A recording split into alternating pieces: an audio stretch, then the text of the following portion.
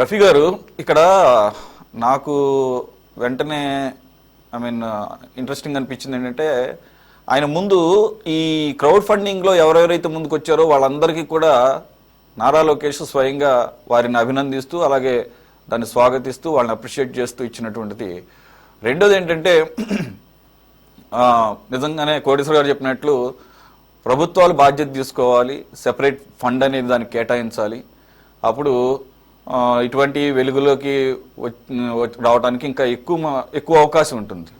అవకాశమే లేదని చెప్పేసి చాలామంది ఇక ఇంతేలే అని చెప్పేసి సర్దుకుపోయే వాళ్ళు కూడా చాలామంది ఉంటారు, అంతంత ఖర్చు అని చెప్పేసి అనేసరికి. సో అదొకటి ఆలోచించాల్సిన అవసరం కనపడుతుంది. ఏదేమైనా పునర్విక లాంటి వాళ్ళకి ఒక శాశ్వతమైన పరిష్కారం దిశగా రాష్ట్ర ప్రభుత్వం ఆలోచించాల్సిన అవసరం కనిపిస్తుందంటారా రఫీ గారు? మధ్యలో కట్ అయింది. అయితే సురేష్ గారు, ఇక్కడ ఈ అంశాన్ని నేను రెండు రకాలుగా విభజిస్తాను. ఒకటి, ఇలాంటి అరుదైనటువంటి వ్యాధులు వచ్చిన వాళ్ళకి సహాయం ఎలా చేయాలి ఏంటనే దాని మీద కోటేశ్వరరావు బాజీ గారు కొన్ని సూచనలు చేశారు. అది మంచి సూచనలే, ప్రభుత్వాలు ఆ బాధ్యత తీసుకోవాలి. యూరోప్ లో అయితే మొత్తం హెల్త్ అంతా కూడా గవర్నమెంటే చేస్తారు, అమెరికాలో చేయదు. అమెరికాలో ఆ పరిస్థితి లేదు. యూరోప్ దేశాల్లో ఉంది, చైనాలో కూడా ఉంది. చైనాలో కూడా వాళ్ళు బాగానే చేస్తారు. మన దేశం మిక్స్డ్ ఎకానమీ కాబట్టి ఆ రకమైనటువంటి పరిస్థితి కొంత ప్రభుత్వము కొంత ప్రైవేట్ నడుస్తుంది కాబట్టి గవర్నమెంట్ కూడా పాలసీ తీసుకోవాలి. ఇలాంటి వ్యాధులు వచ్చిన వాళ్ళకి ప్రభుత్వమే సహకారం అందించేలాగా. నెంబర్ 1. ఈ సందర్భంగా నేను ఇంకో సూచన ఏం చేస్తున్నానంటే, ఇలాంటి క్రౌడ్ ఫండ్ ఇచ్చేటువంటి దాతలు ఎవరైతే ఉన్నారో వాళ్ళకి ఇన్కమ్ ట్యాక్స్ మినహాయింపు ఇవ్వాలి. చాలా మంది మా పేరు బయటకు వస్తే మా దగ్గర డబ్బు ఉంది అని అనుకొని మా మీద దాడులు చేస్తారేమో ఇన్కమ్ ట్యాక్స్ వాళ్ళు అనేటువంటి పరిస్థితి కొంతమంది భయపడుతున్నారు. వాళ్ళు ఇన్కమ్ ట్యాక్స్ చూపించారు కానీ ఇవ్వాలని ఉంటుంది, వాళ్ళు బయటికి చెప్పలేరు.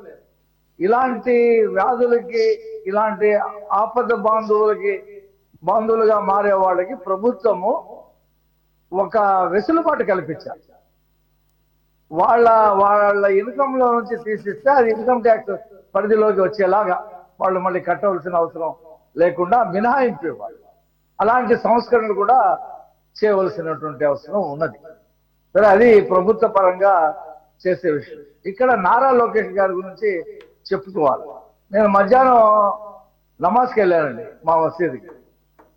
నన్ను తెలుగుదేశం నాయకుడిగా గుర్తుపడతారు చాలా మంది. వాళ్ళు నారా లోకేష్ గారికి మీరు అభినందనలు చెప్పండి మా అందరి తరఫున, మేము పత్రికల్లో చదివి మేము చాలా ఇంప్రెస్ అయ్యాము ఆయన చేస్తున్నటువంటి తీరు మీద అని చెప్పేసి నన్ను ప్రత్యేకించి అడిగారండి. చెప్తానండి అని చెప్పేసి అన్నాను. అంటే అది ఎంత గ్రాస్ రూట్ కి వెళ్ళింది ఆయన మానవతా దృక్పథం. ఇక్కడ నారా లోకేష్ అనేటువంటి ఒక నాయకుడు రాజకీయాలంటే అనుభవించడం కాదు, సేవ చేయటానికి కూడా రాజకీయాలు అనేది దాన్ని కొత్త నిర్వచనం చెప్పాడు. నేను ఎందుకు చెప్తానంటే, ఈ పునర్విక విషయంలో 6 కోట్ల రూపాయలు సమకూరుస్తున్నారని కాదు. మీరు చూడండి, ఈ 20 నెలల్లో గల్ఫ్ దేశాల్లో చిక్కుకొని బాధలు పడుతున్నటువంటి మహిళలు కానీ, బాధలు పడుతున్నటువంటి జెంట్స్ కానీ, అక్కడ ఒంటెల్ని మేపుతూ అన్నం లేక పడుకోవటానికి పరిస్థితి లేక వాళ్ళు సోషల్ మీడియాలో ఫేస్బుక్ లో వాళ్ళ బాధ చెప్తే అదంతా ఫార్వర్డ్ అయ్యి అది దినపత్రికల్లో కొన్ని వచ్చింది, కొన్ని నేరుగా లోకేష్ గారి స్పందించి వాళ్ళకి అక్కడ ఉండేటువంటి మా తెలుగుదేశం యూనిట్ ఏ దేశంలో ఉన్నారో ఆ దేశంలో తెలుగుదేశం యూనిట్ అన్ని దేశాల్లో ఇంచుమించు ఉన్నాయి మాకు, ముఖ్యంగా గల్ఫ్ దేశాల్లో, యూరోప్ దేశాల్లో. వాళ్ళకి చెప్పి అక్కడ ఉండేటువంటి పోలీసు వాళ్ళతో కంప్లైంట్ చేసి వాళ్ళు బయటికి తీసుకురావటం, విమానం టికెట్లు ఇచ్చి వాళ్ళ ఇంటికి చేర్పించడం అనేది జరిగింది. అది రాయలసీమలో ఎంతో మంది మహిళలకి జరిగింది. అది తూర్పు పశ్చిమ గోదావరి జిల్లాలో ఎంతో మంది మహిళలు జరిగింది. ఇదంతా కూడా ఆయన స్పందిస్తున్నాడు, అనేక విషయాల్లో ఆయన స్పందిస్తున్నాడు. ఎందుకంటే ఆయన ఒక నాయకుడిగా రూపొందాలని చెప్పి అనుకుంటున్నాడు. ఆ రకమైనటువంటి స్పందన ఆయనలో కనిపిస్తుందని ప్రజలు కూడా గుర్తించాలని కోరుకుంటున్నాడు. ఏమీ చేయకుండా గుర్తించాలని కోరుకోవట్లా, చేసే సహాయం చేసే గుర్తించాలని చెప్పి కోరుకుంటున్నాడు. ఇది మంచి సాంప్రదాయానికి తెరదీశాడు. ఇవాళ నేను తెలుగుదేశం పార్టీ ఆఫీసులో ముఖ్యమంత్రి గారు వచ్చినప్పుడు మాక్సిమం ఉంటానండి. నేను ఈ ప్రజలు ఇచ్చేటువంటి విజ్ఞాపనలు చూస్తే చంటి పిల్లల్ని ఇప్పుడు ఈ పునర్వికాది ఇప్పుడు మనం చూస్తున్నాం. అలాగా చాలా మంది పిల్లల్ని తీసుకొని వస్తారు, వికలాంగులు వస్తారు. వాళ్ళందరికీ కూడా ఆయన ఎంతో కొంత సాయం అక్కడికక్కడే రాయటం జరుగుతూ ఉంది. ఇప్పుడు కూడా రాస్తూనే ఉన్నాడు ఆయన. కాబట్టి తెలుగుదేశం పార్టీలో ఈ సాంప్రదాయం. రఫీ గారు యాక్చువల్గా నేను దీంట్లో పాలిటిక్స్ మాట్లాడకూడదు అనుకున్నాను, కానీ అక్కడికక్కడే ఒక మాట అన్నారు కదా, అప్పుడు నాకు ఒకటి గుర్తొచ్చింది. జగన్మోహన్ రెడ్డి గారికి దగ్గరికి ఇలాగే ఎవరు తమ నాయకుడు కలిసినా కానీ ఇలాగ అర్జీలు పెట్టుకుంటుంటారు కదా.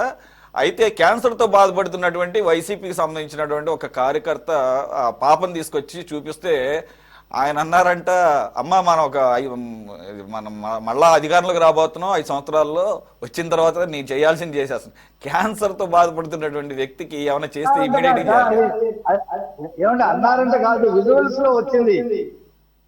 ఆయన సత్యనపల్లి పర్యటనకి బయలుదేరాడు కదా మంది మానబలంతో. అక్కడ ఆగినప్పుడు ఆ శివ అతను ఎవరు చనిపోయాడు కదా, అట్ట చక్రాల కింద పడిపోయి సింగయ్య ఆ పర్యటనలో ఒక అమ్మాయి క్యాన్సర్ తో బాధపడుతున్నటువంటి ఓ పాపం తీసుకొచ్చి చూపించి చెప్తే ఆయన ఏమి చేయలే. ఆయన తెలిసిన ఎన్నో హాస్పిటల్స్ ఉన్నాయి హైదరాబాద్ లో, నేను రాసి పంపిస్తానమ్మా మీ అమ్మాయికి ఆ హాస్పిటల్కి అని చెప్పలా. మన ప్రభుత్వం అధికారంలోకి వచ్చిన తర్వాత అమ్మాయి బతకాలి కదండి అప్పుడు దా క్యాన్సర్ తో. కాబట్టి ఇక్కడ నేనేమంటానంటే, మా పార్టీ కార్యాలయంలో ప్రజల దగ్గర నుంచి విజ్ఞప్తులు తీసుకుంటున్న సందర్భంలో వికలాంగులు, ఇలాంటి చిన్న చిన్న పిల్లలు, వృద్ధులకి తక్షణ సాయం చేస్తున్నాడండి చంద్రబాబు నాయుడు గారు. నేను కళ్ళారా చూశాను. వాళ్ళకి అక్కడికక్కడే రాస్తున్నాడు. ఇది నేను ఇప్పుడు రాస్తున్నాడని కాదు, ఎన్టీఆర్ ట్రస్ట్ ద్వారా క్యాన్సర్ హాస్పిటల్ పెట్టడం, హైదరాబాద్ లో ప్రమాదాల్లో చనిపోయి తల్లిదండ్రులు లేనటువంటి అనాథులకి ఎన్టీఆర్ ట్రస్ట్ స్కూల్లో చేర్పించడం, ఇలాంటి వందల వేల మందికి సాయం చేయటం. అన్నమయ్య ప్రాజెక్ట్ కొట్టుకుని వెళ్ళిపోతే ఒక కుటుంబానికి బియ్యం, ఇతర వస్తువులు 1,00,000 రూపాయలు ఇచ్చిందండి ఆమె, చంద్రబాబు గారి సతీమణి, కడప జిల్లాలో. ఈ సహాయం అనేది ఆ ఫ్యామిలీలోనే మొదటి నుంచి ఉంది. అది లోకేష్ గారి రూపంలో ఇంకా పెద్దదిగా ఎదిగింది అని నేను చెప్తా ఉన్నాను. ఇంకో మాట, మా నాయకుడు ఒకరిని అధికార ప్రతినిధి చంపేశారు వైసీపీ గుండాలు. 25 లక్షలు ఇచ్చాడు చంద్రబాబు నాయుడు గారి కుటుంబానికి. అలాగే ఒక అతన్ని మార్కాపురంలో గొంతు కోసి జై జగన్ నిన్ను వదిలేస్తా ఉంటే నేను అన్నాడు. అతని గొంతు కోడి కోసినట్టు కోసారు, అతనికి 25 లక్షలు ఇచ్చాడండి. పాడి మోసాడండి చంద్రబాబు నాయుడు గారు అక్కడికి వెళ్ళి. కాబట్టి డబ్బులు సహాయం ఇవ్వటం, వాళ్ళని ఆదుకోవటం అనేది తెలుగుదేశం పార్టీకి వెనతో పెట్టిన విద్య. రెండోది, కార్యకర్తలకి సహాయం అనేది ప్రమాదంలో చనిపోతే 5 లక్షల రూపాయలు మెంబర్షిప్ ఉన్న వాళ్ళకి ఇవ్వటం జరుగుతూ ఉంది. కొన్ని కోట్ల రూపాయలు ఇస్తున్నారు ప్రతి సంవత్సరం ఎంత ఇచ్చారో కూడా చెప్తా ఉన్నారు. మీకు ఎగ్జాంపుల్ సార్, మొన్న జగన్మోహన్ రెడ్డి గారు మంది మానవులంతో జోగి రమేష్ గారి ఇంటికి బయలుదేరినప్పుడు 2 యువకులు చనిపోయారు ఇబ్రాహీంపట్నంలో. ఒకతను సర్పంచ్ రాంబాబు, అతనికి ఎంత ఇచ్చాడు తెలుసా సార్? ఒక 20 రోజుల తర్వాత 2,50,000 సార్. ఆయన ఆ ప్రాణానికి కట్టిన ఖరీదు 2,50,000. టైర్ కింద పడిపోయినటువంటి సింగన్నో ఎవరో ఉన్నాడు కదా, అతన్ని కుటుంబాన్ని ఇంటికి పిలిచి 10 లక్షల రూపాయలు చెక్ ఇచ్చాడు. మరి ఆడ కుటుంబాన్ని పరామర్శించలా. ఇంకోతను ఉన్నాడు, ఆ బైక్ మీద తిరుగుతూ వెళ్ళిపోయి గుద్దుకొని చచ్చిపోయాడు, అతనికి రూపాయి కూడా విదల్చలా. మరి ఆ కుటుంబాన్ని వెళ్ళి ఓదార్చలా. కాబట్టి మనం చూసాం, జగన్మోహన్ రెడ్డి గారు ముఖ్యమంత్రిగా ఉన్నప్పుడు కాకినాడ ఒక అమ్మాయి, మాట్లాడలేని అమ్మాయి, నడవలేని అమ్మాయి తల్లి, ఆమెను తీసుకొని తాడేపల్లి ప్యాలెస్ కి వస్తే ఆమెను ఎలా కొట్టారో, ఎలా గదిమేశారో మనం చూసాం. ఆ కాకినాడలో పోలీసులు నీ ఇల్లు అమ్మేసే మాకు అప్పుడు నీ కూతురికి సహాయం చేస్తామని చెప్పారు.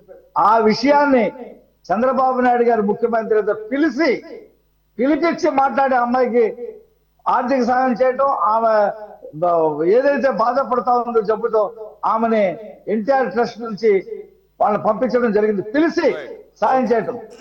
డ్రైవర్ సుబ్రహ్మణ్యం కుటుంబానికి కూడా ఆర్థిక సాయం చేశారు, వాళ్ళు ఉద్యోగం ఇస్తామని చెప్పారు. కాబట్టి జగన్మోహన్ రెడ్డి పాలనలో అసలు విజ్ఞాపన ఇవ్వడానికే లేదు సార్. చంటి పిల్లని ఎత్తుకొని వచ్చి చూపించేదే లేదు, ఒక వికలాంగుడు వెళ్ళి కలిసే పరిస్థితే లేదు. ఇవాళ ఫస్ట్ తెలుగుదేశం పార్టీ ఆఫీసులో ముఖ్యమంత్రి వస్తే ఫస్ట్ వెళ్ళేదాన్ని వికలాంగుల దగ్గరికి, ఏంటి నీ ప్రాబ్లం అని చెప్పి మాట్లాడిన తర్వాతే మిగతా వాళ్ళ దగ్గరికి వెళ్తాడు. కాబట్టి ఇవాళ నారా లోకేష్ ఒక ఆదర్శంగా నిలబడ్డాడు, ఎంతో మందికి సహాయం చేస్తా ఉన్నాడు. 1 కోటి మంది మెంబర్షిప్ చేరారంటే అందులో 5 లక్షల రూపాయల ఇన్సూరెన్స్ కూడా ఒక కారణం, ఆయన పెట్టినటువంటి స్కీమే.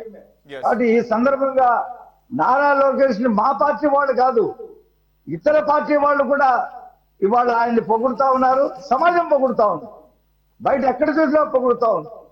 ఇలాంటి వాడు నాయకుడుగా ఉండాలని చెప్పి కోరుకుంటా ఉన్నారు. కాబట్టి ఇది పునర్వివేకకి ఆయన చేస్తున్నటువంటి సహాయం మిగతా వాళ్ళు కూడా చేస్తాడు. ఆయన దగ్గర తీసుకుంటాడా, మంత్రుల దగ్గర తీసుకుంటాడా, పారిశ్రామికవేత్తల దగ్గర తీసుకుంటాడా, ఏదైనా సరే సహాయం చేస్తాడు. దేశ విదేశాల్లో ఉండేటువంటి బాధితుల్ని ఆదుకుంటున్నాడు. ఈ రాష్ట్రంలో ఉండేటువంటి విద్యాశాఖలో ప్రక్షాళన చేసి పిల్లలకి మంచి ఆహారం, మంచి బట్టలు, మంచి పరిస్థితుల కోసం కృషి చేస్తా ఉన్నాడు. ఇలాంటి నాయకుడు ముందుకు రావాలి, ప్రజలు ఆయన ఆదరించాలి, ఆశీర్వదించాలి అని చెప్పి నేను చెప్తా ఉన్నాను సార్. రైట్ రఫీ గారు.